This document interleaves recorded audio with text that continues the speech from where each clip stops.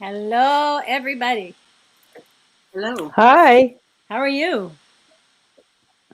Good, Mina. Why can't we see you? Let's find out. She's in. Hey, Slater. Hey, how's it going? Hello. Good. Awesome hair. Thank you. I cut it all off. You did. For some reason, I always tend to like cutting all my hair off in winter when it's particularly cold, but it's a challenge. Wow, look, everybody's in the room. I'm Leslie Ann Coles, and I'm the founder and executive director of the Female Eye, and I have plugs in my ears, and it's really disorienting, but that's because there's a terrible echo, if not.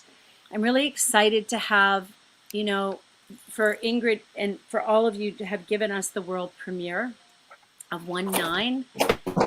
It was really very moving, I think, for those on my team who saw it, and certainly when it has its premiere on Encore Plus on March 26th. Can everybody shut off?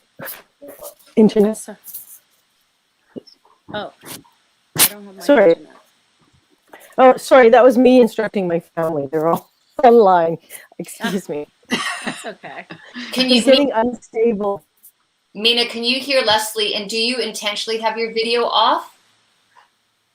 Yeah, I know. Because I have unstable camera. Hang on a second. Okay. Right. How's that? Well, I'll just blither on for a minute. I want to thank our sponsor, Ontario Creates, who have sponsored our industry initiatives again this year, which is really great, which is enabling us to deliver virtual panels. We're not together physically, but we're having these virtual sessions, and I really need to thank the volunteers and the interns who are primarily from Humber College, and so many of them this year. 25. Wow. I think they didn't have any other place to go with the lockdown. So we normally have like 12, maybe 14, but we have a lot of them, and they've all been amazing contributors to this year's event. So I want to start now that the thanks are over. I just want to ask all of you to, I mean, I don't know if Ingrid wants you to do this, but it might be a wise thing to do, because we'll be talking about your individual parts that comprise this feature film. Can you type in where your name is, the title of the short? I know 1/9, but I know that Mina Shum touched, Lydia Zimmerman. Where's my paper? Because I kept asking Ingrid. Yeah, they know I kind of keep rebelling and saying, it's not 9 shorts, it's one film, it's 1/9. God. I know, so we kept going through this thing. So we presented it at the Female Eye as a chaptered feature. And then back and forth today, I kept sending Ingrid an email saying, but can you just tell me if the films that are presented in the feature parts, line up with the credits at the tail end of the film, so that I know who I'm watching. I kind of figured it out, and it was so lovely to hear all your voices. I have to say that was an extraordinary part of the journey for me. Watching was hearing your narration of your film, and it was just so poetic and poignant and personal. So let's jump right in and talk about that. First, I want to talk to Ingrid, and I have a question for you. What inspired you to initiate this project, this feature? Wanting to make something with women around the world at a time when I felt like everything seemed futile and pointless. It was through, being a part of a community that I felt energized and I felt more optimistic. And that's what fostered the initial reach outs to 5 Canadian filmmakers and international filmmakers exactly 1 year ago right now. And thankfully this amazing group of women said yes. Yeah, it's really great. And did you reach out to a lot of directors, or did you specifically reach out to these specific directors? And what is your relationship to all of them? Well, it was sort of one at a time, because every filmmaker that said yes then kind of informed the next email. So it was within a time frame of 10 days from the first email to all the filmmakers being confirmed. And that was really intense. Mina, I'd met socially. We'd never worked together. Lydia, I met through a friend, and I stayed at her house with my daughter in her place in Barcelona 15 years ago, and I sent her a Facebook message. Slater, we connected through the Canadian Film Centre maybe 5 years ago when you were there as a resident. Dorothy, I'd never met before. Dorothy was recommended from another filmmaker, and I emailed Dorothy. It was cold calling, and Dorothy was like, gave me 24 hours and said, okay. So it was Carmen I met on a dance floor at the Rotterdam Film Festival in 2016. So we were, kind of a wild band of filmmakers. Yeah, and from all over, really. I mean, we have Dorothy Winner from Germany, and we have Slater. You're Canadian, right? You're here in Canada. Carmen, who isn't on the panel, South Africa, correct? And I don't know if I'm pronouncing her name right. Shengzi Zhu from China. Yeah, she's now in the States. Yeah. Uh-huh. Mina's in Vancouver. And Lydia. And Lydia, Barcelona. Lydia, yours is the last part of the feature, yes? Yes. Oh, just gorgeous. All of you, honestly. I have so many questions for you. And I just they all came from a very personal place. All of you spoke from a very personal place. I was a little traumatized by Jennifer and Slater, because I have to ask you, is this true? Did you lose family members during COVID? Slater, did you lose your father? No, I didn't. Oh, wow. I didn't, but I have a lot of family in the States who were either getting sick with COVID or were taking care of other family members or friends who had COVID. And I actually just heard from even still now having friends globally who are still losing people. And I guess I just wanted to explore that pain and what would happen if, because Derek, the actor, is my godfather, and we live on the same farm. And at that time, there was a lot of fear and a lot of uncertainty, and just kind of wanted to explore what that would be like, and being in a position where I couldn't help someone that I loved, and that's where it kind of came out of. Yeah, it was so, honestly, because all of them had this documentary element to it. I thought that maybe you had documented the passing. It was really visceral. You really felt it. And I know we've all known, people. My mother survived the first wave of COVID, so it was really poignant. It was powerful. Definitely, Nina? I would say, Leslie, just that we did not decide that we would be making fiction or nonfiction or experimental. So certainly there's a lot of fictional elements in some of these films are more on the nonfiction, lyrical, poetic, documentary side, and some are definitely on the fictional side. Yeah, and a combination, yeah, absolutely. And that's what made it such a great ride. How did you decide how was the edit? How long did it take you to decide the order? It's obviously you made a conscious decision as to which film went first, Touched by Mina Shum, and onward to close the feature with Lydia Zimmerman. So how long did it take you to edit it? Like to really think it through in terms of order these parts of this feature. Well, maybe I can say that everything was very democratic. We decided on every, the order, the space between the films to the frame, sound elements in terms of transitions. We all had autonomy over our individual pieces, but any choices that related to the whole, in terms of its cohesion, in terms of its flow, was made by us collectively. So we shot in April 2020. We rough cut in May of last year. Then we fine cut with picture lock, and then sound continued into the fall, and we all finished the film completely in January 2021. Was like when we put the final touches on the credits. So the shooting was really intense and concentrated, and then finishing it took some time. So speaking to that in terms of like parameters or structure, was there a time, a designated sort of duration given to each of the directors in terms of like it can be 10 minutes or 20 minutes or 17 minutes, or was there were no parameters in terms of duration? Anyone can. Who wants to answer that one? I think we all started out with the idea that it would be 10 minutes each. And then I think every short film kind of morphed into its own final kind of identity. And that's why they aren't all 10 minutes.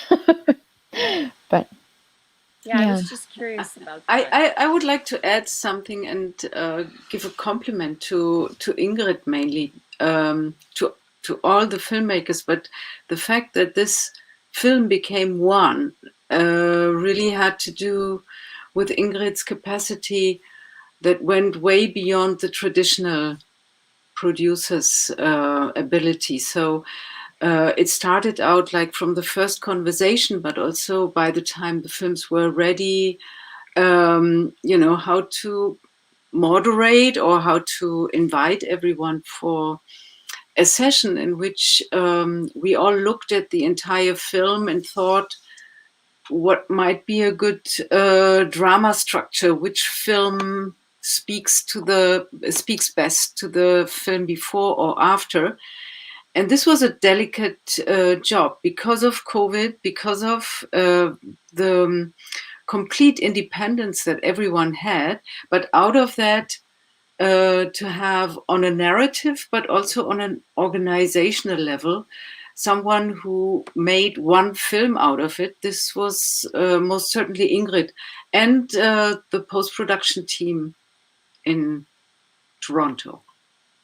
So thank you for that. So Dorothy, while I have you here, I have a question. I love I loved your footage of the subway systems and the lovely gentleman who sang.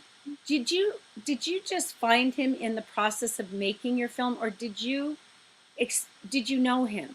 Was he a frequent performer, street performer, or what? I'm just curious about that. He sleeps next door. He's my your partner. husband. Yeah, I love it. Yeah. Oh, So I mean, great. it was for me. It was. This experience, of course, we were most of the time on our own. And for me, it was part of what I wanted to talk about, that this, being with the one person with who I live in the same way, but much more intense. That was one element that, made me think a lot, how I would incorporate it, because it was a very important element for me in the first lockdown, and still is. And also because he likes to perform and he sings anyway all day. So, so you put him on the street. You put him on the street to see this type. I've had enough of you. You're going outside. You're going to sing out there. No, I'm joking. No, he started by himself. Even it wasn't even my idea. The finishing song. He came up with this.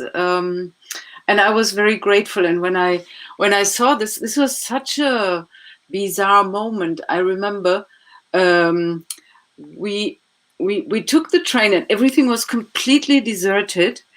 And then while waiting and being insecure because we've never experienced anything like this, he suddenly started with this tacky song. And this is how the ending of my film came into place. Mm-hmm. Yeah, lovely. Lydia, Yes. I have to ask, so you take us on a journey and the visuals are so minimalistic but so poignant, powerful imagery, and the story, the narration. Did you go to such a place? Did you find yourself isolated in a remote area, or did another woman go, or is that then a fictionalized um, story entirely? Or I'm just curious about the inspiration for that. Actually, would be probably the best way to posit my question. Oh, Did Lydia freeze? Lydia, Lydia, is she muted? No, she's frozen. Oh no. And that magical horse. Well, that's Lydia in her piece. Is that And Lydia? yeah, that's her in her piece, you know, clawing at the earth. And I wondered if that was Lydia. Mhm. Oh, I loved that. Let's just see what's going on with my team in the back room. Taylor, can someone? Lydia will come back. Lydia will come back, but what happened to Mina? Mina was having technical difficulties and I think had to leave. Okay, Lydia's back. Hi, Lydia. Yes, I'm sorry. Just only when you started asking the question, everything just broke. I just heard yes, but yes, I was isolated in a little valley. It's like it's a country house, 1 hour from the city of Barcelona, and it's this valley like a dead end road. There is only like 5, 6 houses. We're all neighbors. We all know each other. So I decided when I heard that we all had to go into a lockdown, I thought that was the best place for me to go there. Yes. Beautiful. And I just found out that you're the with the horse. Yes. I love it. Is that your horse? No, that's the neighbor's horse. Oh, I love horses. Yes. I love the horse. It was actually very funny because we had the horse inside the house. Actually, this is a spoiler. I shouldn't be talking about horse. But it was Wow. very funny. There is a very funny footage that, of course, didn't end in the final edit of the film of how the horse gets inside the house, and it was a very beautiful experience of um, after all those days of the lockdown, in which really I learned the value of silence. Like I've never heard the skies as silent as those days. And these days where, as I say in the film, like time, it just suddenly became like a fluid element that it really couldn't know how many days, how many hours, how many weeks. There was a moment where it was like I felt really, really like a ship in an ocean with no compass anymore. Like I couldn't sort of make if it was 1 week or a month that I had been locked down in this valley, and that sense was very important. And of course, the longer I was staying there, the higher the sense I got of all the living forms that were also there, around me, the The trees and chestnut the animals, trees. even chestnut trees. Yes. Yeah, just so beautiful. Yeah. Yeah. I I mean, wish I had a horse in my house during the lockdown. That would have been fun. yeah, it was very beautiful that moment because I had to really make contact with the horse, and I had to calm him down and put him there where I was just like a few minutes before standing. And I've never I know that there is some people doing therapies with horses that that you find your self assurance and everything, but I've never done it before. But there was a moment during the preparation of that shot that I really made very deep eye contact with the horse. Yes. They're powerful spirit animals for sure. Yeah, you really you felt it. It will stick out in my mind as a cinematic moment forever and ever. Absolutely. Thank you. So, There was also one thing I wanted to tell, because for me it was very, very beautiful. At the very beginning of the process, when Ingrid got us all together and we were still looking for something that would be common to all the films, because Ingrid would talk about this idea of doing a cadaveric ski, which is something that I've loved, which is this sort of playful um, system or way of creation of the surrealists of the that they would use um, like a cadaveric skin, literally like an exquisite corpse, and it was used for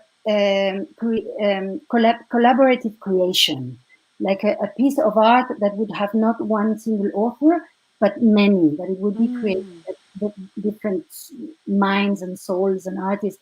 And there were many forms. There were forms done in with drawings, or it could also be done by writing. Like you write one page of a story, but you only leave for the next person to write the story the last two sentences. So the next writer reads only the last two sentences and continues the story. So it's very okay. much a piece of art made from the subconscious minds of all the creators. And Ingrid came with this idea that I thought was very, very beautiful.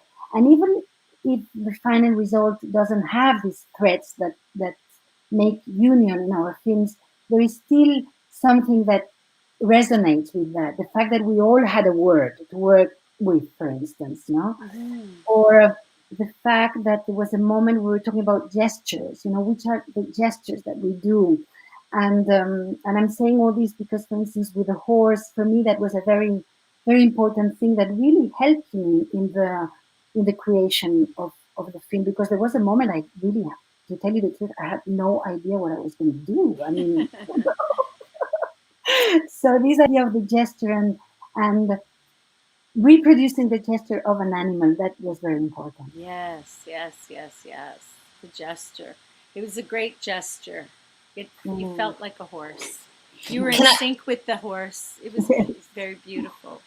Leslie, can I ask a question? Because, we haven't really had a chance to talk as filmmakers Sure. since we finished the film. And I'm sort of curious because, there's a lot of creative collaborations happening, especially while many of us are still in isolation. And if you were to do this project again, or if there was advice you could give to others that were thinking of making collaborative films, what advice would you give? Or maybe what would you do differently if you could do this 1-9 project again? Mm. That's a very good question, Ingrid. Mm. It's a very good question. I would not change 1-9. I mean, I think it's great, but it's a question that needs, reflection. Mm. Slater, anything that you would do differently or change? When I think back to when we all were meeting each other and having these conversations and figuring out how we were going to work together and what we were doing, I think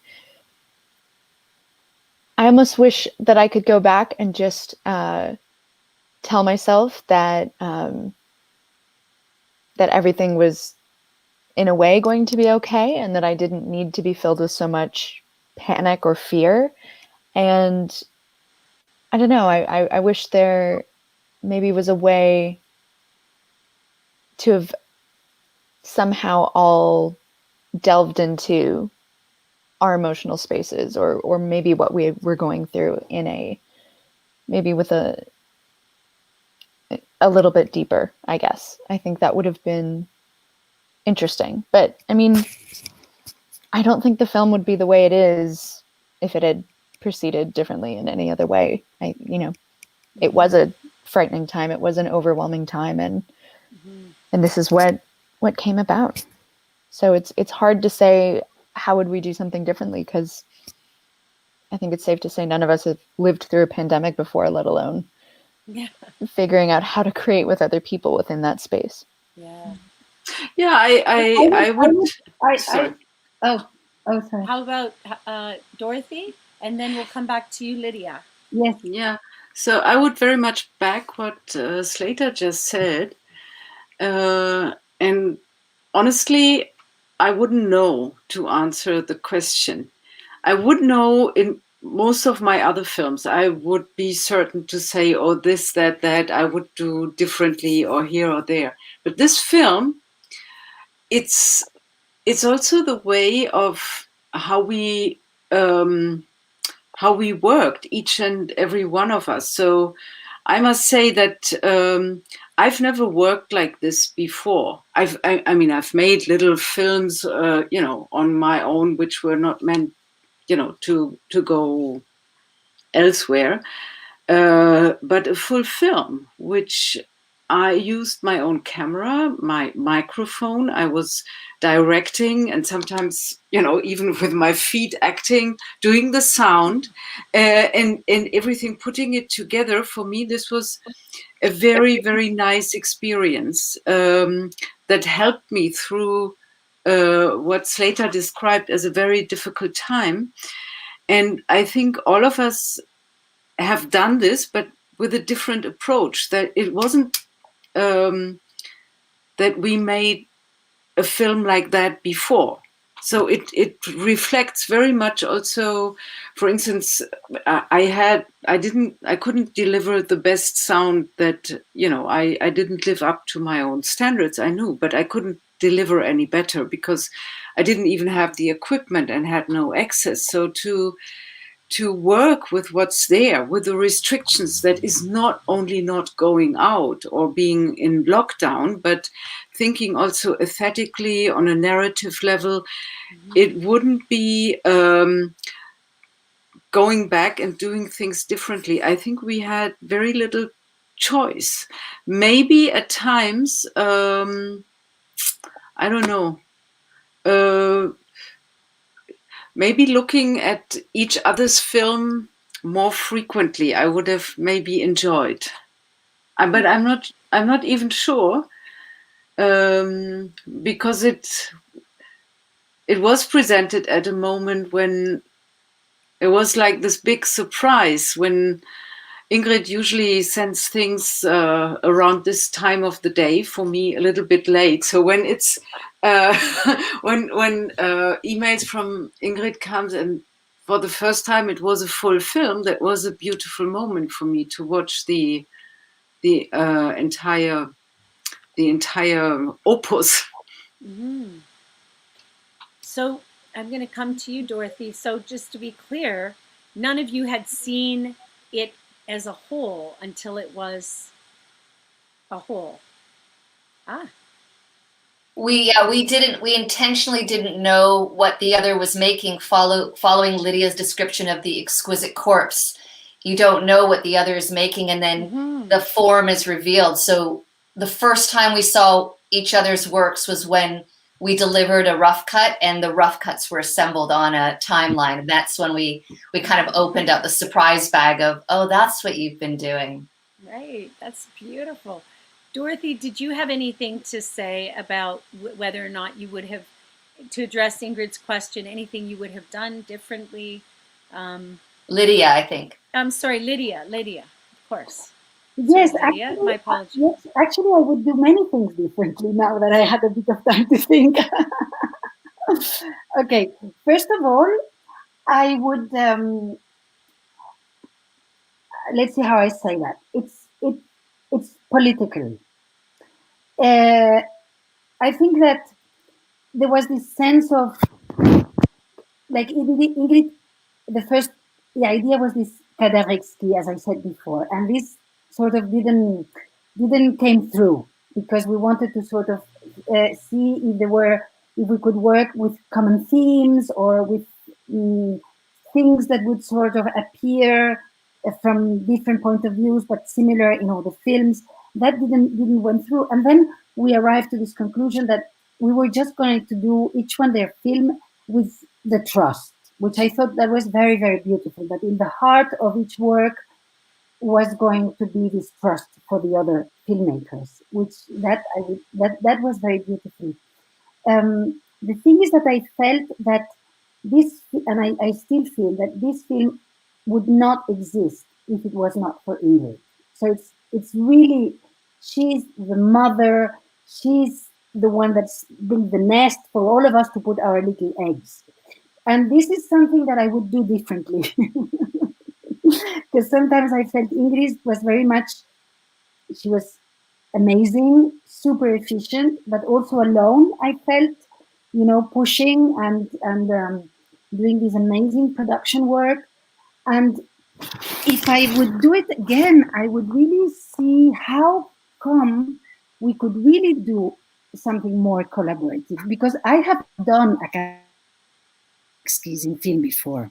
Like I've done this experience of doing a film with other filmmakers, and what we did at that time was that we were only sending to the next person the last shot of our film, and the next filmmaker was starting with that same shot. Like for instance, I had the wheel of a bicycle, so the next person had to start their film with a wheel of a bicycle, and that was the experiment. Oh, yes, but yes. the result was not very far away from what we did this time. It was actually, this idea of individual films was still there, even though there were those shots that were sort of helping the passage to the next film, no?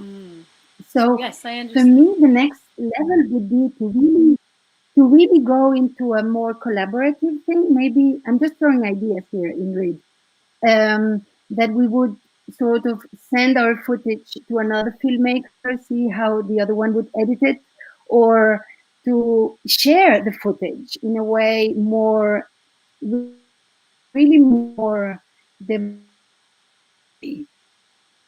I don't know, maybe the connection.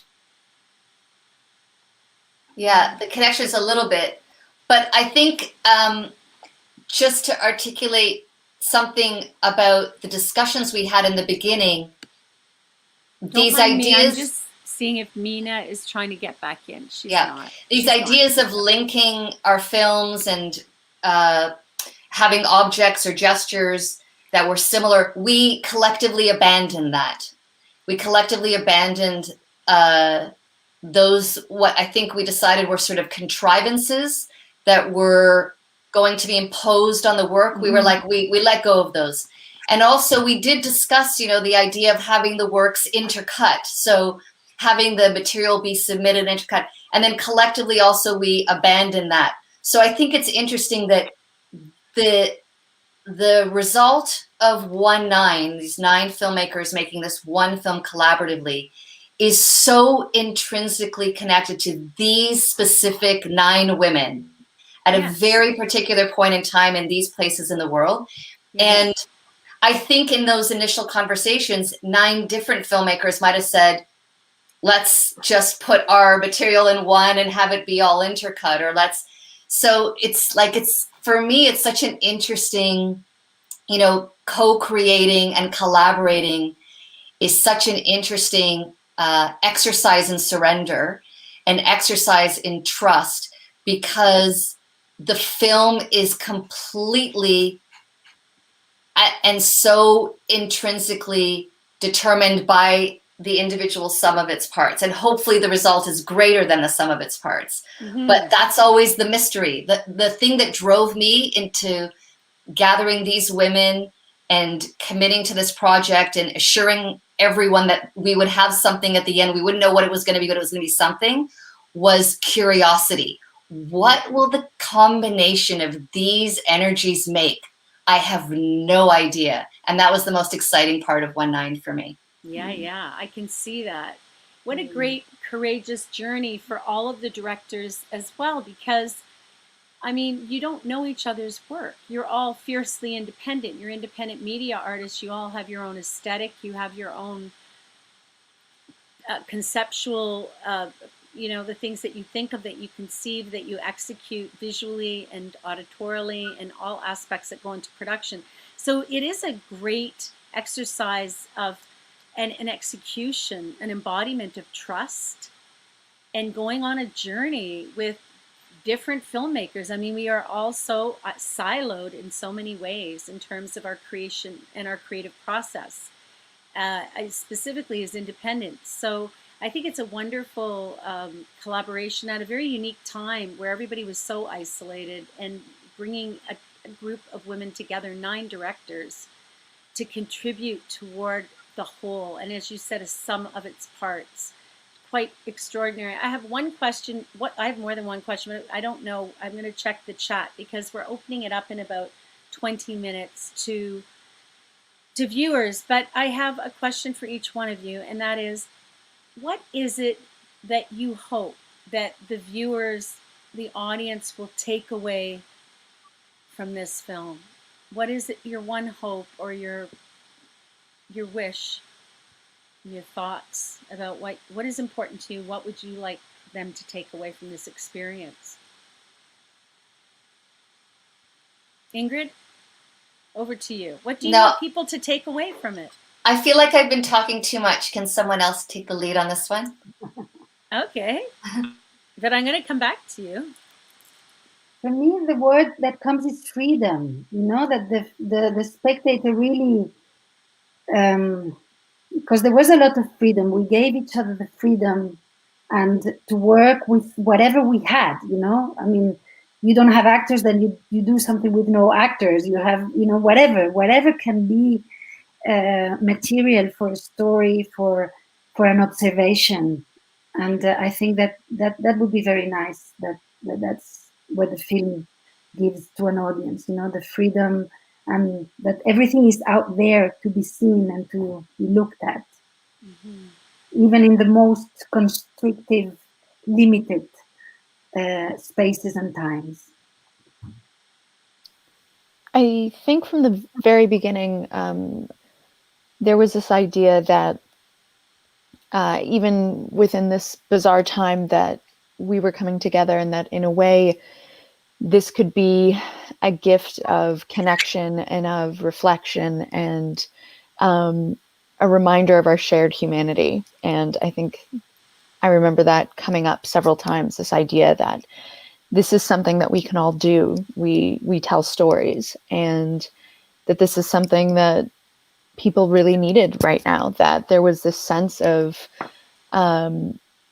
not knowing what would happen next. And I think to have everyone be in this place as storytellers, to be vulnerable and to admit that we too didn't know what was going to happen next, and to explore that feeling, I think, I know that I certainly hope that what we've created is of a comfort to other people, knowing that they weren't alone, even if they were physically alone, that everyone was within this space and this heartache and this unknown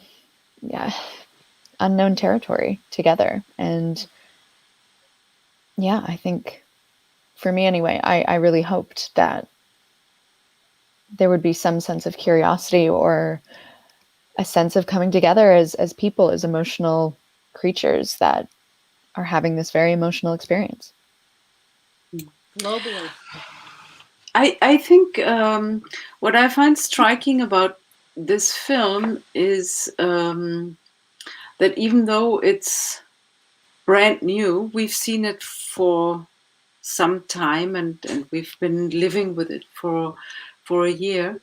And I find it very interesting how it captures how the perception of the entire world, of oneself in the entire world, is changing. And by reviewing the film, there is an accuracy of these shifts in perception. And I find that very remarkable. And I hope this is going to last, so that the film, that the film kind of has a life of its own. And I sometimes, for instance, I thought about, in 10 years from now, how will people look at what we, with the first confrontation of an unknown situation, how we have reacted to it, and these little shifts in looking at things that were the same yesterday, but they looked all completely different and new. This is something that the film has captured from these 9 different angles, and thereby produces a new viewing effect. So I don't know if you agree, but for me, one of the striking effects of this pandemic is whenever I'm watching a film, I'm watching it differently.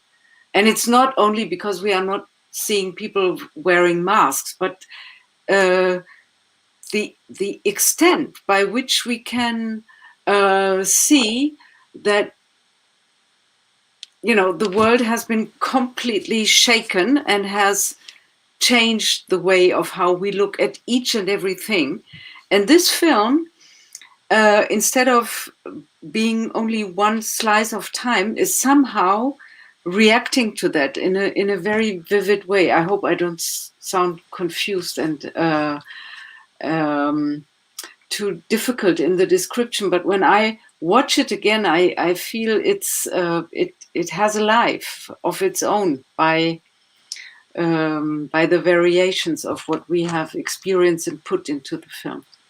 Absolutely, and I agree with you in that. But how we're experiencing the world is very different. The same thing. But one thing that struck me, and I must remember the director who did this one, but it was with the man begging on the street with the cup in the traffic. Yeah, Shengzi. Shenzi. So it made me think about, a drive I took to visit my mother, and I pulled into a Tim Hortons, and there was a man begging with a cup, and it was in the first wave of COVID. And I was absolutely terrified to open my window to him to give him change. I was like, oh my gosh, no, can't do it, not doing it. And I think normally I wouldn't have hesitated to give that young man money, change, my coffee even, So I appreciate what Dorothy said about experiencing the same world, many of the same things, but from a different perspective, watching the people walking the dog, experiencing an animal like the horse. Your daughter, that was your daughter in birth, correct? And your grandbaby. Oh. Yeah. But I mean, again, the experience that, parents are having with children and the socialization that my little granddaughter is not getting. I mean, when a person passes, she now instinctively moves far away. Oh. And she is not engaged with another little person her size since she was 6 months old. So that first birthday that we see in birth was a very different birthday than what my daughter had imagined. And I like lifting off Dorothy's comments, and to your question, Leslie, I feel like there is this contracted, very concentrated aspect of 1/9 at the same time as it's very expansive and open and hopefully resonates, and anyone watching anywhere can see themselves in any one of these chapters. Yes. or tracks, Yes. Similarly, it's like a time capsule, but it's timeless. I think if we made our films in April, May 2020, had we made our films in June, July, we all, I think, would have made very, very different films. Totally. So at the same time as it's very anchored to a very specific moment in time 1 year ago, which is very different from where we are now, it's also very still similar to what many of us are experiencing in terms of isolation and alienation and confusion and uncertainty about where we are right now, where we're going. So I guess the takeaway for me would be that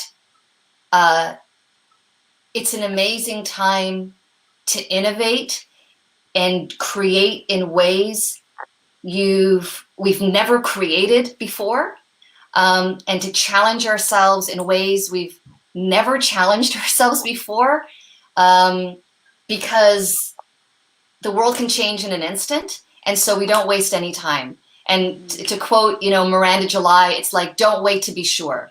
just do not wait to be sure. We made this film out of complete uncertainty. Just don't wait to be sure. Just move, generate, do it. And then you'll see what you have. Something will be manifest. If your heart and your soul and your instincts are at play, something will be manifest. And it's great to be surprised. And I think we were all surprised with this film. And that was a pretty amazing feeling. Yeah, I can imagine. It is very powerful. And you're right. It's very time capsuled, but it's also extremely expansive. And you really feel that through each of your films. It touched a point of reality. There was an intersecting moment where it was like, I related. I could relate to one or many things in each of these parts of 1/9. Absolutely.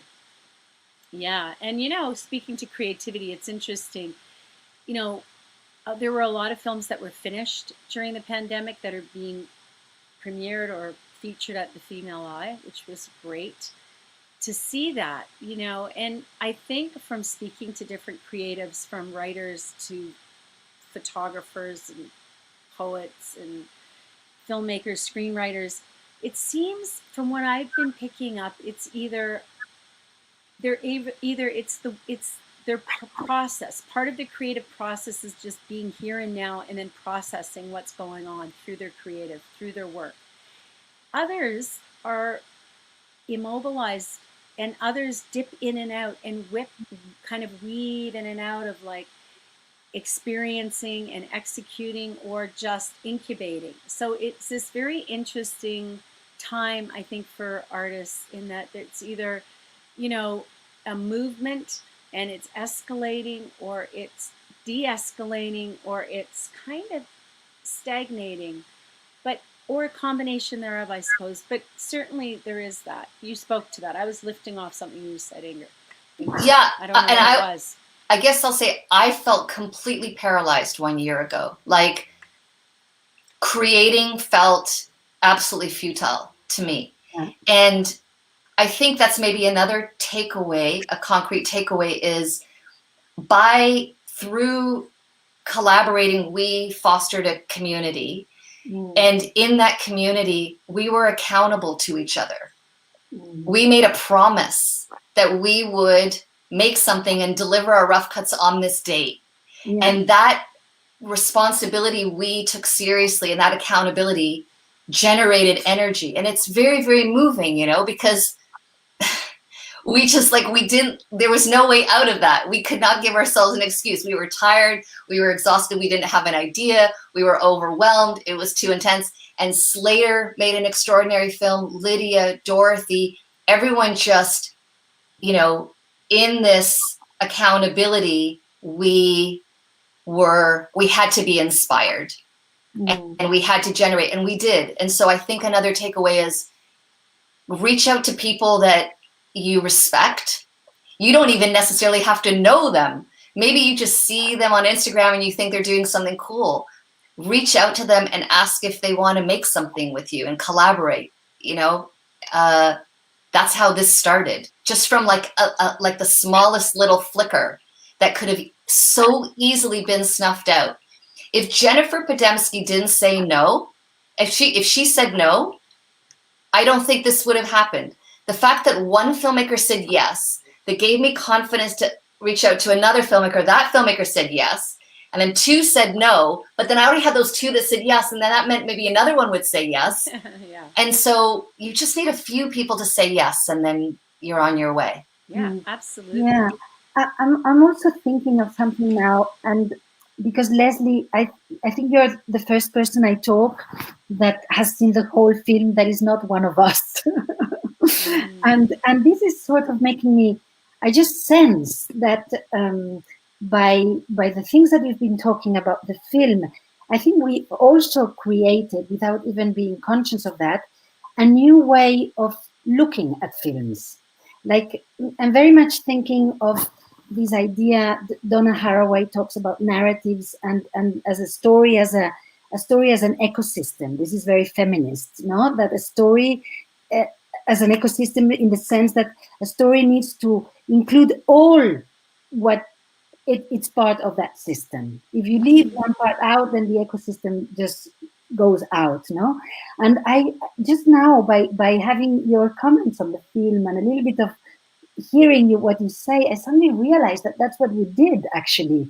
It's one story with all these little elements that just create, or one story or one ecosystem, no? With all these little elements that on their own they can work, but they are so much bigger when they are in the system, no? So this is something that I just felt now, because really you are the first person that is not part of us that is I'm honored yeah, thank to you. know that. Yeah. Well, the world will see it on the 26th, and I do believe we are talking about 7 p.m. You're the first program in that weekend, correct? The 26th to the 28th. But we'll remind people of that as we don't let me forget to remind people of that. And I just want to go to the chat, if you don't mind. StreamYard's a little new to us. Talk about, honestly, it's been a learning curve for me. It's like starting a festival all over again. Don't worry, Okay. 1 year ago, Zoom was very new to all of us. Pardon me? 1 year ago, Zoom was very new to all of us. Oh, I'm zoomed out. So when I heard about StreamYard from one of my board members, I said, we're going to try it. And you know, one thing I have learned is that we have these platforms, but they're not that intuitive. They're not that intuitive when it comes to really connecting one platform to another platform. There's a long way we need to go. I mean, because there's limitations. If you're streaming it live, you can't record it. And if you record it, it's just, anyway, it's there's all kinds of parameters, it seems.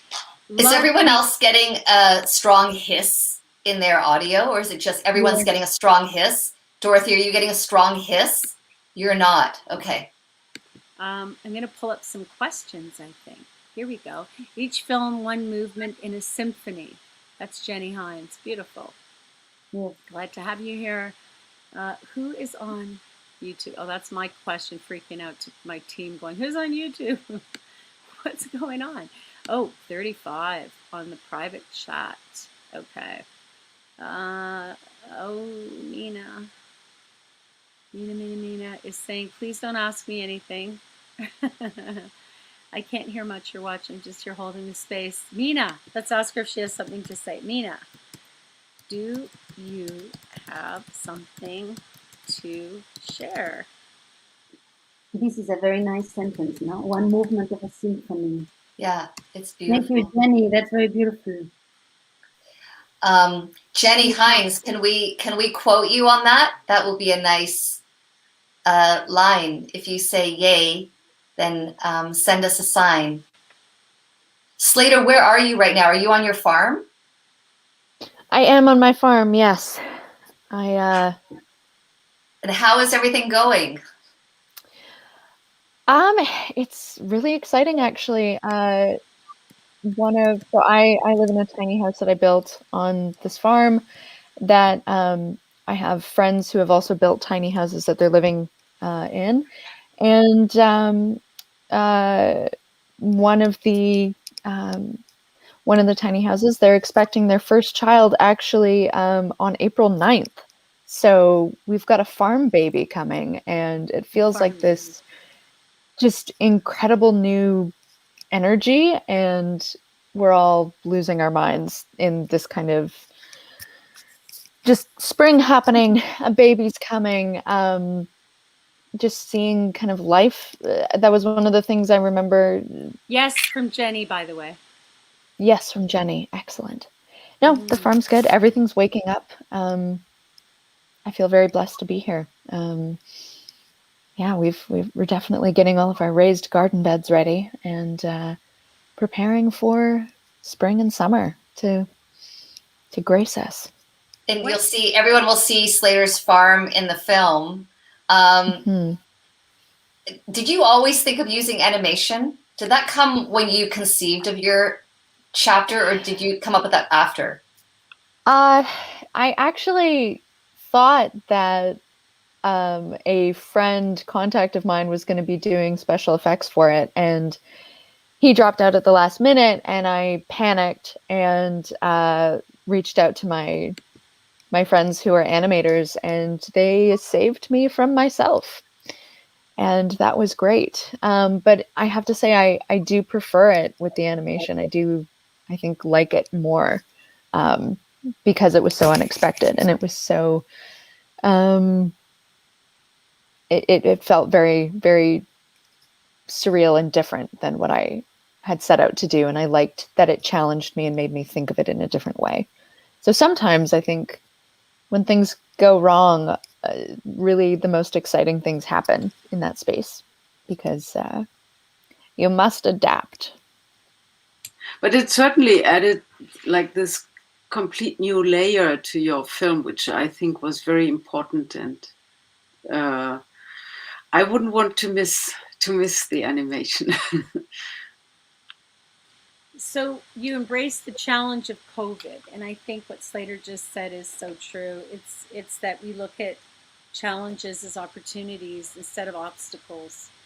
And with COVID, I think that was something. I mean, this film wouldn't exist if we hadn't been in a global pandemic, right? I don't think so. No. So I think I wanted to ask you what your plans are individually. What are you working on? Are any of you working on anything like of your own right now? Are you writing? Are you collaborating in other? Are you involved in any other collaborations or in development? Dorothy, what are you doing? I've been working like a dog. I'm ready for holidays. I have 2 projects on ice, which I wanted to do last year, but I couldn't. One is in Ethiopia, and by the way, I got into this project through Addis.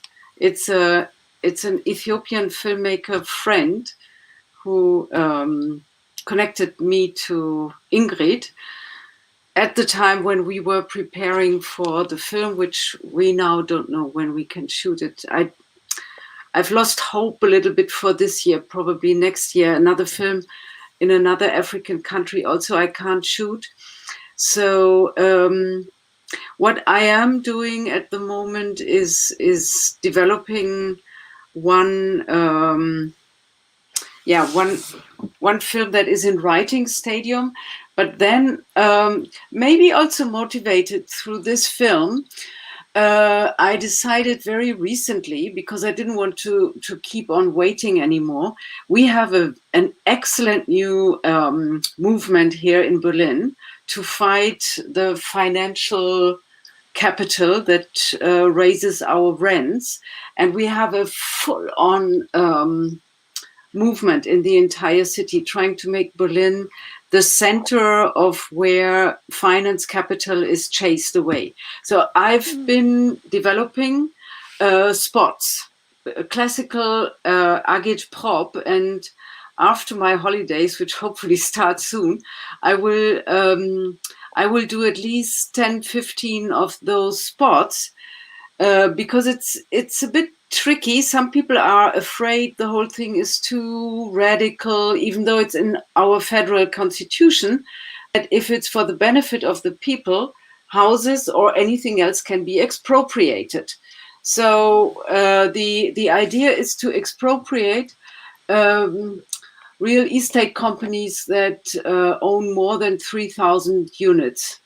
So you're not throwing out everyone of his or her house. It's against making finances and making profit with rental space, which destroys all the cities.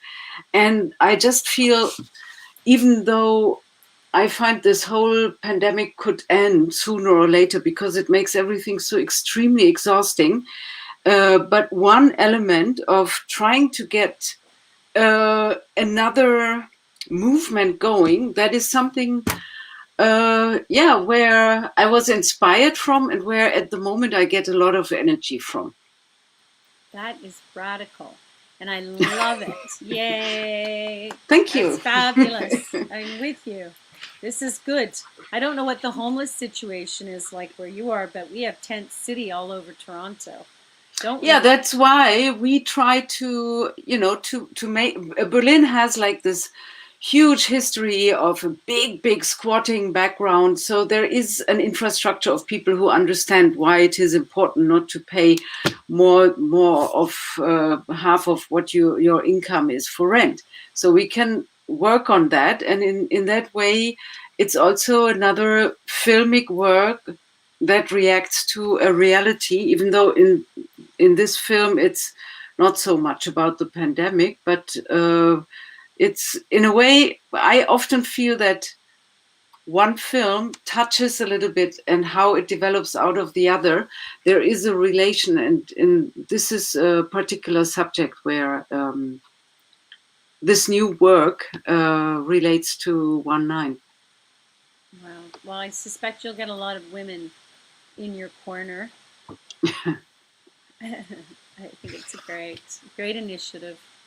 Makes sense to me. What about you, Lydia? What are you doing? Wow, I'm doing plenty of things now. I feel like one of those Indian goddesses that has like 10 arms, you know. But to make it short, I have been commissioned to write a script about a woman doing, it's a period feature film, like it's going to be quite a commercial film about a woman that was during the Second World War. She was boycotting weapon factory, so that's one thing. And I've also, because in January and February, all jobs got cancelled, everything again. We went into, I don't know if it's a second or a third wave. I've lost count of which are the waves of the COVID anymore. I took out some footage I had shot 3 years ago in Burkina Faso. So I'm now editing this very experimental film, which is about an historical character, a woman that went to Africa as a colonist in early 19th century. And I did some work with African actors there about this white woman there. It's going to be a very strange film because I've been really experimenting. I just gave myself so much freedom, but now I'm really struggling in the editing, but it will come out. Well, And we love experimental films yes, at the Female Eye. Just keep us in mind. I will. Yeah. I mean, I'm really working very much on women's work. This is basically what I'm doing now. Like today, for instance, today I'm in Madrid, and this morning I was pitching a series project because, but this is going to be difficult to translate.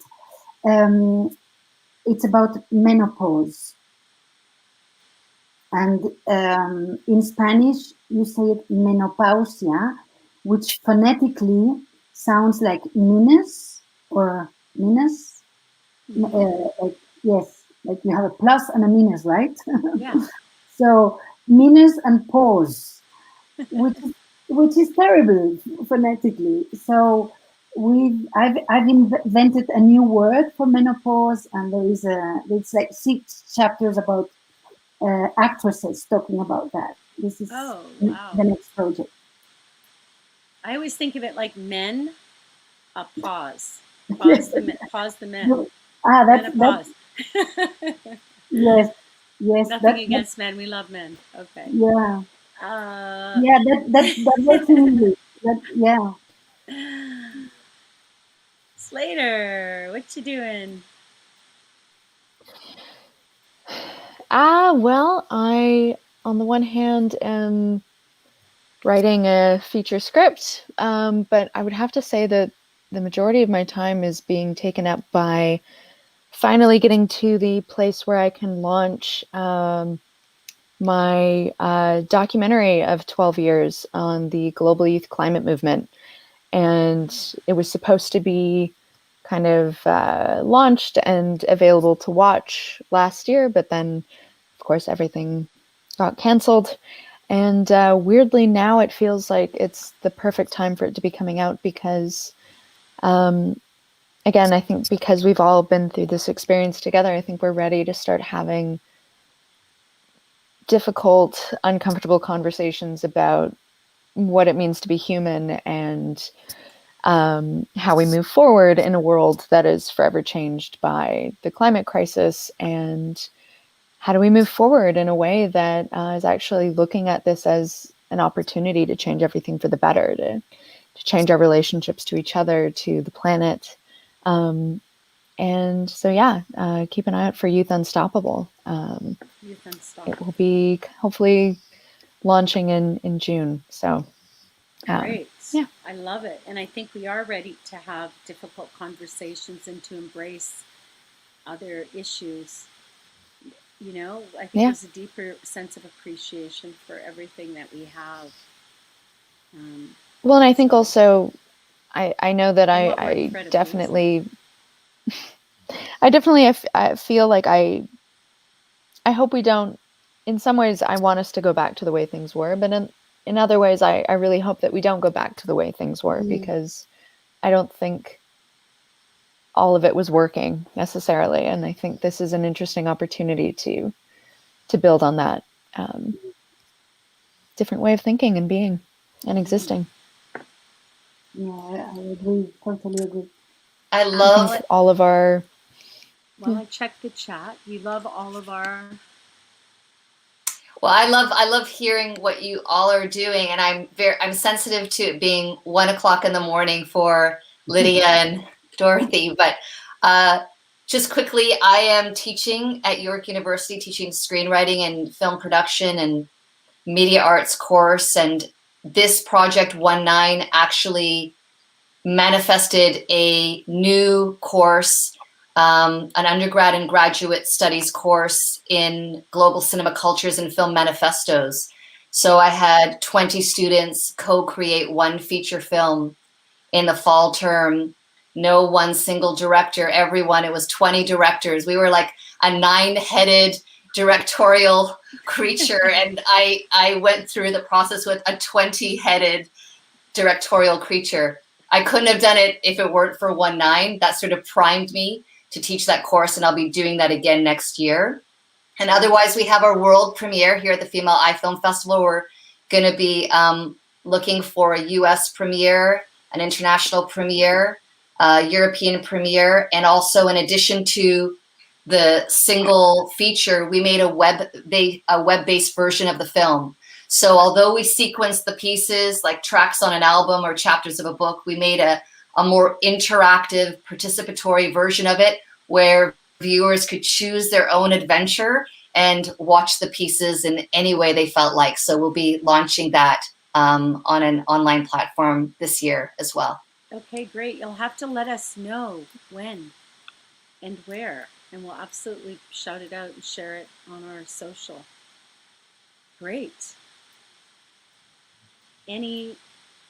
Let me just check. I think I'm missing the other day we had a live stream from this questions coming from YouTube, and I don't know, I'm in my own little bubble over here. I can't see where anything's coming from. Yes, they are, Taylor. Taylor Mink, we've learned from the pandemic. Okay. Trust. Oh, that's from Lydia. Yes, I like that. It's so great, Ingrid, that this happened, that the students are learning from that. That's absolutely great. I find that so beautiful. Yeah, I do it's pretty too. What an amazing. undertaking. I felt like I had some credibility with them because I was like, we kind of did it. It's possible. They're all going, oh God, how are we going to make something when we don't know what we're going to make? And it's completely uncertain. I'm like, it's possible. I think So, it's great. I think it's wonderful. What a wonderful way to instill a sense of collaboration and that whole thing about film, which is about the family and the collaboration with the the different parts, the cinematographer and sound, and so my question to you is, with the student project, are they fulfilling particular roles, or are they all directing, or are they are they doing a lot of things like shooting, directing, writing? Like, how is it working? Yeah, they all do multiple things. And if you have a Female Eye Film Festival platform, the link to their film that they made is on Vimeo, and it's completely accessible and available. It's called Manifesto 4x4. And I can share the link, and whoever's interested in watching what third and fourth year film students did, not only film students, music students, design students, dance, theater majors, graduate students, collectively created together. We can put that out there. You're at York U, right? Yeah. Yeah, it's my old stomping grounds. That's great. So you involved all the different artistic departments, all the different departments. Yeah, it was a pan faculty sort of Wow. interdisciplinary course. Love it. I love you all so much. I hope we'll meet again. Well, we will. We will meet again. Will we? But we will. Yes, we will. I don't know when, but I'm going to tell you when.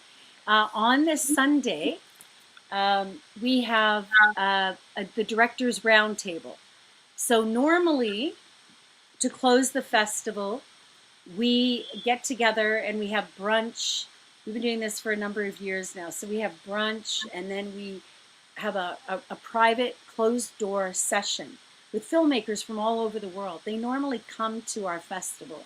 We have a great international representation at the festival annually. But we've decided we are going to embrace the challenge and forge ahead and do the Directors Roundtable on the 28th. So look at the website for that. But we're definitely doing it on the 28th. And we're going to have breakout rooms, and we're going to have different delegates, probably 40 to 42 filmmakers. Some of our industry delegates will be in the space as well. And we're going to just have like a real world conversation. And then what we do is we have one person from each table or room, as it were, report back. And then Carol Whiteman, Dr. Carol Whiteman of Women in the Directors Chair, and we gather the discussion, the main points, the salient points, and then we share it with other screen-based women organizations in our country. And the other thing we're going to do on Saturday is we're going to have the Women's Screen-Based Orgs panel. So St. John's Women's Film Festival, Women in View, the Female Eye, St. John's Women's Film Festival, Women in Film and Television, and probably Black Women's Film Festival. I hope they join us to just have a different kind of conversation. On Wednesday, meet Content in Review with Robin Smith from Keno Smith, a distributor. Meet the funders on Wednesday, more panels. So join us. It will be the one live thing that we actually, interactive thing that we do will be our industry initiatives, panels and programs. So I hope you join us. And by the way, if I have my way, and if the world opens up, and even if it doesn't, we might do some outdoor screenings come the spring, maybe some drive-in movies, or maybe we'll head over to CineSpace Studios, sit in our cars, honk our horns, and watch some films projected against a big old studio wall. I don't know. And we'll see. But that's what I hope to do. I do hope to have some more screenings outdoors in the spring, and script development, which we're not doing this year. So for the premiere of 1/9, we know it starts on Friday the 26th and goes to the 28th. Encore Plus YouTube platform. Can audiences view it anytime, 24 hours from that Friday night to the Sunday? Okay.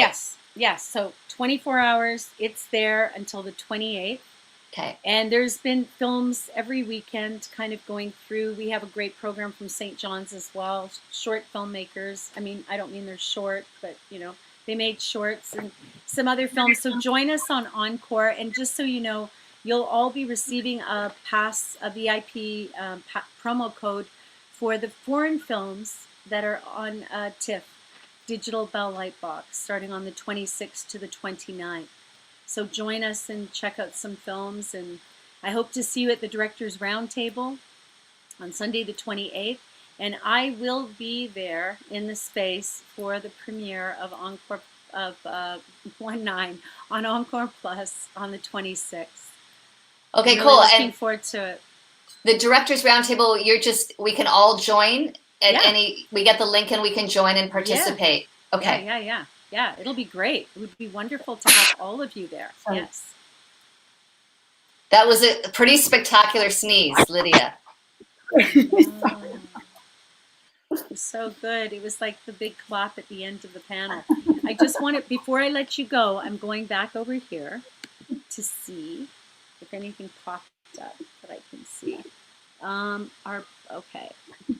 Leslie W said, just want to say thank you for, okay. Taylor, I don't know. Okay, you're welcome. Well, we have to go out on that sneeze. Come on. I think we have to go out on the sneeze because I don't know what's going on over here. Anyway, I love you all. I congratulate you on your fabulous work, and you're such an inspiration, truly. Thank you for giving The Female Eye the premiere in this virtual world that we're living in. Very much appreciated.